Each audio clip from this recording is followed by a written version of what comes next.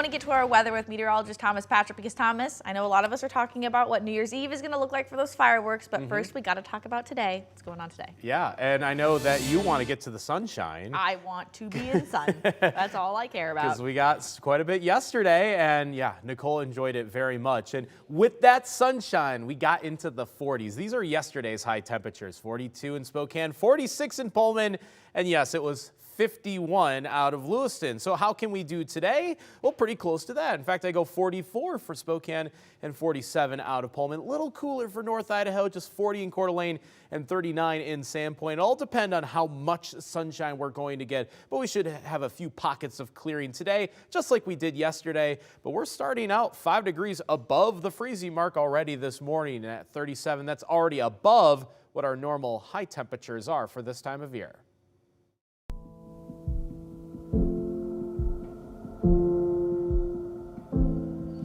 Crews tore down the house where 4 University of Idaho students were murdered last year. This morning, all that's left now is an empty lot.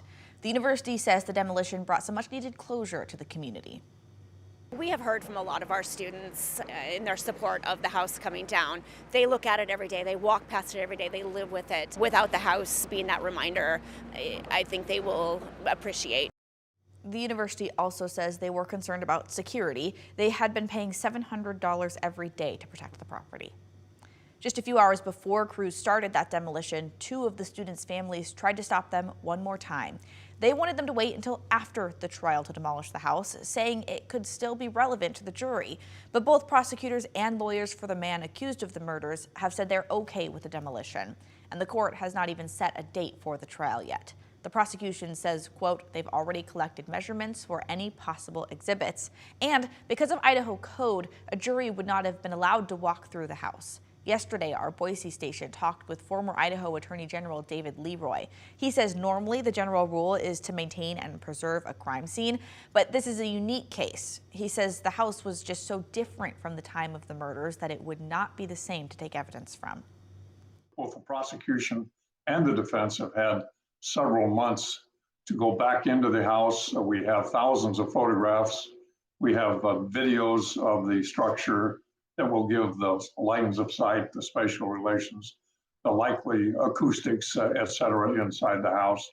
And in this case, the prosecution has advised that the FBI is prepared to construct a model of the house, whether that's virtual or actual physical. Leroy says with all of the evidence already collected, he does not think the demolition will change the investigation. Prosecutors did ask the judge for a 6-week trial in the summer. The university is now working to build a permanent place for the Vandal community to grieve. The Vandals Healing Garden will eventually honor the lives of those 4 students and others as well. Idaho's College of Art and Architecture is working on the design. The Healing Garden will allow people to gather to remember any student who died before they were able to graduate. The university is still working to finalize any designs and figure out exactly where they will build it on campus. New for you this morning, economists think the housing market will slowly start to recover in 2024. They say interest rates should go down a bit and more homes should go on the market. After the second half of 2023, mortgage rates were the highest they'd been in 20 years, and there were way less homes on the market than normal. In November, mortgage rates dropped a little bit, and for 2024, Fannie Mae thinks they'll drop down to an average of 6.7%. Managing broker Jeremy Johnson thinks people will start looking to buy more as well.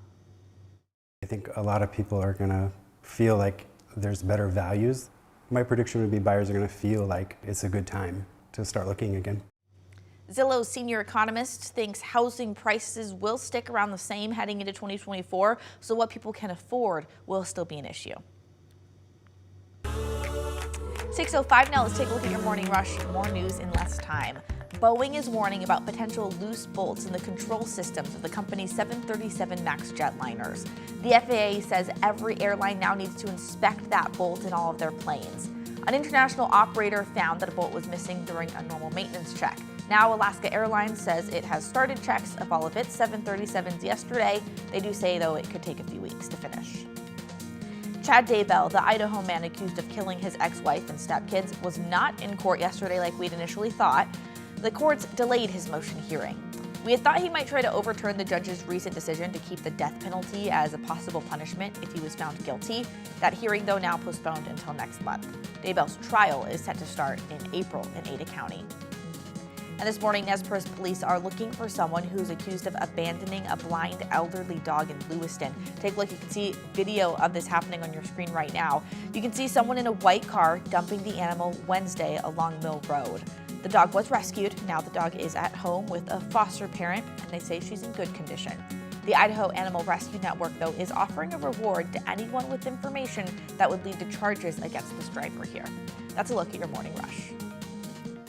It's 6:06 and our weather conditions are already mild this morning. Plenty of areas not only in the 30s but in the 40s for some in southeastern Washington and towards the Lewiston area. Even Moscow's at 44, Lewiston at 42, Pomeroy leading the way at 48 degrees, and it's 6 in the morning on this late December day. And it looks like we'll get another little dose of sunshine to help put those temperatures in the 40s if they're not already for most of the inland northwest. So there's that cloud cover. It'll be a bit intermittent through the day, but any rain does stay yet again on the west side for today. We're tracking some rain chances through this weekend, and we'll give you an idea of when that rain is most likely to fall on the New Year's Eve weekend. So that part of the forecast is coming up in a few minutes. Covering North Idaho this morning, there will be a hearing today about the investigation at the center of North Idaho College's public records lawsuit. Our news partners at the Coeur d'Alene Press say last month, NIC President Nick Sweeney filed the lawsuit. He's arguing the college violated Idaho's public record laws by not giving him a copy of an investigative report. The report reportedly has information about another NIC employee's allegations against him. Today, a judge will consider Swain's request to force the college to turn over the report. For the full details on this case, including a timeline of what's happened so far, you can go to our website, KREM.com. And brand new for you this morning, a new survey says Idaho actually had the highest growth for median household income. The survey says Idaho was #1 in the country, with median household incomes going up 15%. The Idaho Department of Labor says wages increased for healthcare, food service, and education industries. They say companies needed more entry-level service workers than there were people willing to work. Census data says for people making more than $35,000 a year, their average incomes went up. But for people earning less than $35,000, the average actually went down.